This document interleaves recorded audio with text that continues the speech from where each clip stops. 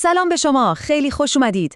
در ادامه مجموعه تحلیل هامون از قانون امور گمرکی، امروز میخوایم بریم سراغ یکی از حیاتی ترین و شاید بشه گفت پر ریسک ترین بخش های این قانون. یعنی بحث تخلفات و قاچاق.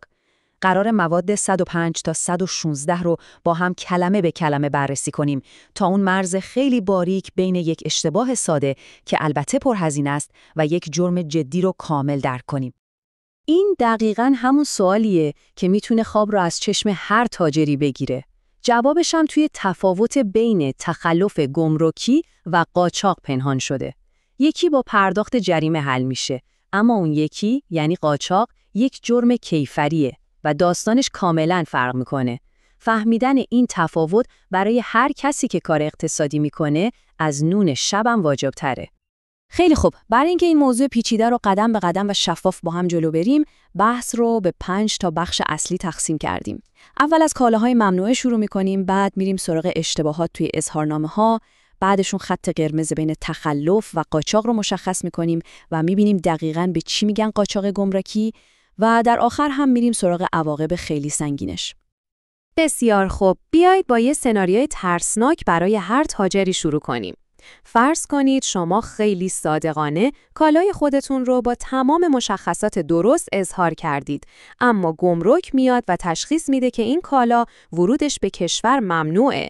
اینجا ماده 105 قانون دقیقاً میگه که تکلیف چیه.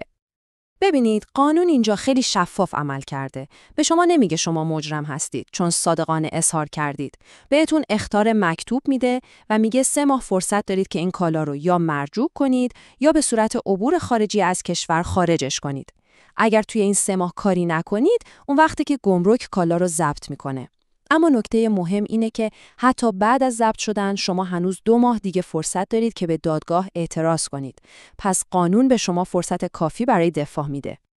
خب تبصره‌ها هم یه سری نکات تکمیلی خیلی مهم دارن. تبصره 1 میگه اگه ورود اون کالا خودش جرم باشه، مثلا مواد مخدر، دیگه این فرایند 3 ماهه و اینا در کار نیست و مستقیم طبق قوانین کیفری باهاش برخورد میشه. تبصره 2 یه امتیاز خوبه. میگه اگه به تشخیص گمرک اعتراض دارید، پرونده شما خارج از نوبت بررسی میشه. و تبصره 3 هم میگه اگه خودتون کتبی اعلام کنید که نمیخواید کالا رو مرجوع کنید، گمرک دیگه منتظر اون 3 ماهه نمیمونه و سریع کالا رو ضبط میکنه. خب این داستان کالای ممنوعه بود. حالا بریم سراغ یه سناریوی خیلی رایج‌تر. فرض کنید کالای شما کاملا مجازه، اما توی اظهارنامه یک اشتباهی کردید که باعث شده دولت ضرر مالی کنه. اینجا دیگه وارد فصل تخلفات گمرکی میشیم که قانون توی مواد 106 تا 112 کامل بهش پرداخته. اینجا قانون یه وضعیت خیلی خاص رو پیش بینی کرده. فکر کنید یک کالای ممنوعه به اشتباه به جای یک کالای مجاز از گمرک ترخیص شده. یعنی یه جورایی از دست گمرک در رفته. قانون میگه تا 4 ماه بعد از ترخیص گمرک میتونه بیاد سراغتون. اگه کالا هنوز دستتون باشه فوری توقیفش میکنه. اما اگه فروخته باشیدش خب دیگه کالا نیست. پس میاد و مابعد تفاوت حقوق ورودی رو ازتون میگیره. نکته جالب اینجاست که قانون بین تخلف توی صادرات و واردات فرق گذاشته. توی صادرات اگه کم اظهاری کرده باشید، جریمش بین 5 تا 50% اون ما به تفاوته. اما توی واردات چون ضرر مستقیم به خزانه و درآمدهای دولت وارد شده، جریمه خیلی سنگین‌تره و از 10% تا 100% ما به تفاوت رو شامل میشه. اما ماده 108 یه تبصره خیلی مهم داره.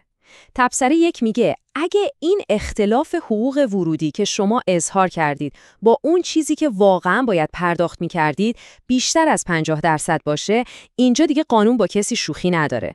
میگه حداقل جریمه‌ای که باید بدید خود همون 50% مابلاتفاوته. این یه جور اهرم فشار خیلی قویه برای جلوگیری از کم اظهاری‌های عمده.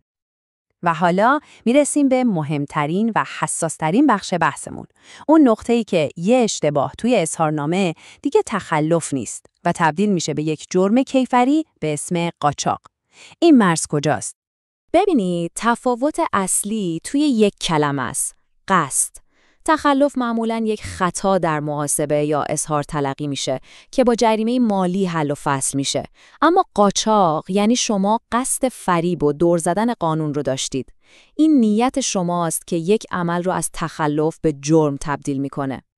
خوشبختانه قانون اینجا کلیگویی نکرده و چیزی رو به اما و اگر واگذار نکرده. ماده 113 مثل یک چک لیست دقیق میاد و میگه چه کارهایی دقیقاً قاچاق گمرکی محسوب میشن. بیایید مهمترین هاش رو با هم مرور کنیم. خب بند اول که خیلی واضحه، ورود کالا از مسیر غیر مجاز. اما بند ب یه نکته حقوقی فوق‌العاده جالب داره. میگه اگه کالای ورود موقت رو سر وقت خارج نکنید این قاچاقه، مگر اینکه ثابت کنید این کارتون عمدی نبوده. یعنی باز هم قانون داره روی عنصر نیت و قصد تاکید میکنه. این خیلی مهمه. توی این بخش تمرکز اصلی روی فریبکاری توی اسناد و مدارکه. مثلا اینکه بیاید یک کالای ممنوع رو به اسم یک کالای مجاز اظهار کنید یا اینکه یک کالای اضافی متفاوت رو توی بارتون جاساز کنید. اما شاید رایج‌ترین شکلش همون بند ها باشه. یعنی استفاده از اسناد دروغین برای اینکه کالا رو با تعرفه کمتر ترخیص کنید که این مصداق بارز قاچاقه. و در نهایت 3 مصداق دیگه که باز هم روی فریب و سوء استفاده تأکید می‌کنند.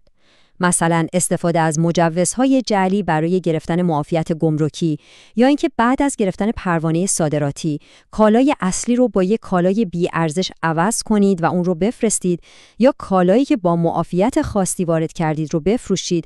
همه اینها از نظر قانون قاچاق گمرکی حساب میشن. خیلی خوب، حالا که دقیقاً فهمیدیم به چه چیزهای قاچاق میگن، وقتشه که ببینیم عواقبش چیه. چون قاچاق یک جرم کیفریه، پیامدش خیلی فراتر از جریمه‌های مالی تخلفاته. مواد 114، 115 و 116 به همین موضوع میپردازن.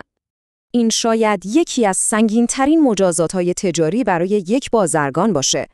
ارتکاب قاچاق میتونه به قیمت از دست رفتن ابزار اصلی کار شما، یعنی کارت بازرگانی تموم بشه.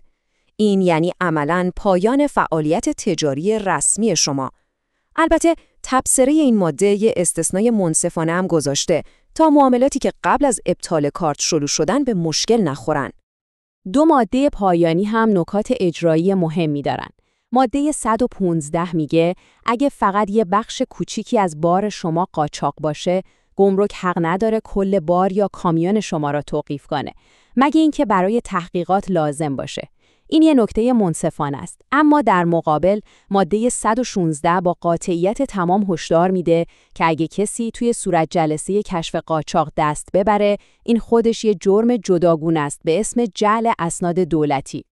پس اگه بخوایم یه جمع‌بندی نهایی داشته باشیم، تفاوت کلیدی اینه. تخلف یعنی شما هزینه اشتباهتون رو میپردازید، اما قاچاق یعنی برای یک جرم باید در مقابل قانون پاسخگو باشید.